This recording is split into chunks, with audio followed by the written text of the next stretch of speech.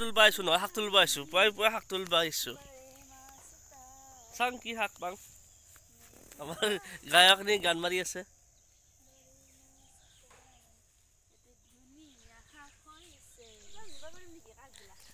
বাজুলা সিংবার বাটা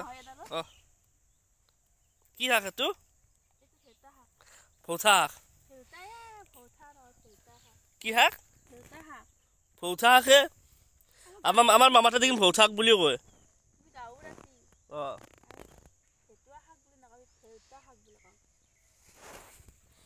মামাতে দেখিলে কম ফৌথা শাক বুলি এইটো গোল্ডেন কমল কাঠ ফৌথা শাক এইটো গোল্ডেন কমল কাঠ ফৌথা শাকেৰি ভাত খাম আৰু পইচা খৰচ নকৰো পইচা দিয়া পিছত পইচা বাচাবে হয় নেকি পইচা খৰচ নকৰো এটা হবা আহিছে হবাত লাগব আছে সেইটো বেলেগ কথা খাইছে গেল নেকি নাখো এই ফুল মোলা হয় বিধান হ'ব গুটি হ'ব বিধান এই ফুলটো পূজাত লাগে মুলাৰ পূজা নেকি মামাতে পূজাত ব্যৱহাৰ কৰে মুলাৰ ফুল ক'ত পূজাত ব্যৱহাৰ কৰে এই দুনিয়াৰ পূজাত বহুত সব পূজাতে লাগে মুলাৰ ফুল মুলাৰ ফুল নহ'লে বামনে পূজা নকৰে মই সৰু কমানৰ পৰা পঢ়িলো বিয়ে পাছ কৰিলো তথাপিতো মই ফুল গমে বনাইছিলি জানাই নাই এই হ'ব চলা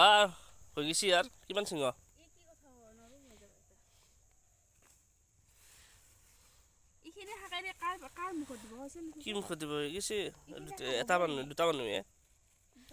গোল্ডেন ফৌথা আছে যা হিপিনে লৈ আছ গোল্ডেন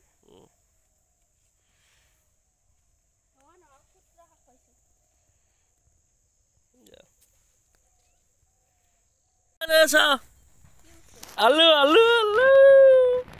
এইটো কি হ'ব এইটো দেউতা হ'ব এইটো আপুনি হ'ব এইটো মা খাব এইটো মই খাম আৰু এইকেইটা থৈ দিম আৰু 7 দিন খাম আলু চলা লৈ আলুগিলা খানাই পুৰা দাবা আছে এতে ললে আৰু ভাল লাগে নেকি লাগে দে এই শাক আছে এই ফুল শাক আছে না এই আলু লগত শাক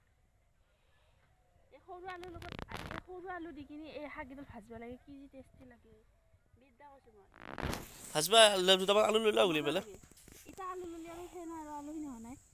গৰম খাই দিব লাগে বলা হৈছে চলা মই যা যদি 9টা বাজি গল জনা দেৰি হৈছে এটা কি আইবা দিছিল মই আইলি যাবা নখজো এ পৰাই এইখিনি জায়গা ভাল লাগে কিবা এটা বল ভিডিও কৰিব লাগে বল সিংলো আলু সামৰ পাই ডাঙৰ আলু আহিটা সেই সৰু আলু এই ডাঙৰ আলু নহলো আছে মান আছে ঘৰত ও ইনচুলি তো ফুলকপি গুণ ই মজা ভাল লাগে এনেকৈ হৈ যোৱাৰ পিছত দেখাবলৈ ৰাতিপুৱাই পুৱাই ন পানলা হৈছে ৰ'বা এটা কথা ফুলকবি বন্ধাকবি আৰু ফুলকবি তোক যে মই ভাল পাওঁ কাক নকবি ক'ত আছে এইটো মই কৈছিলো ফুলকবি বন্ধাকবি আৰু ফুলকবি তোক যে মই ভাল এটা অলপ আগলে গলো দেচোন প্ৰথম যাত্ৰা কি হৈ চাও খনক চিন্তি আয়ো গুহাই আয়ো ওয়াও নাইস আংটি হল কি গেল হাতৰ ও মাগো ওয়াও মজা বলা এটা ভাজি দুটা আৰু আছে ধুনিয়া হবো হা আৰু আছে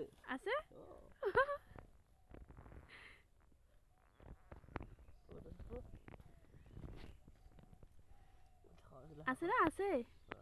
হেকিটো নালগে নেকি এই থাও ন ভালকে না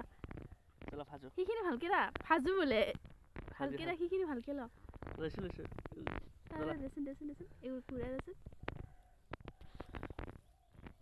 এদিনকো কব চা মোর পেট কেন নলবো ঘৰৰ বস্তু খাই আছো